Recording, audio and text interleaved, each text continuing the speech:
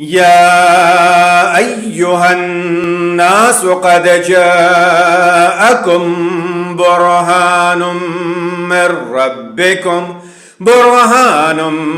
من ربكم وأنزلنا إليكم نورا مبينا. فأما الذين آمنوا بالله واعتصموا به فسيدخلهم في رحمة منه وفضل ويهديهم إليه صراطا مستقيما. يستفتونك قل الله يفتيكم في الكلالة إن امرؤ هلك ليس له ولد وله أخت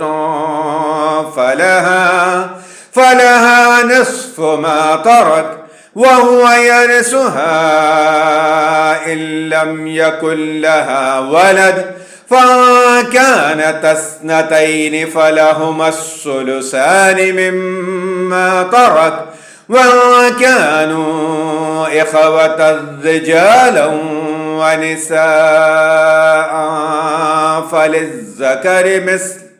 فللذكر مثل حظ الأنثيين. يبين الله لكم أن تضلوا والله بكل شيء عليم.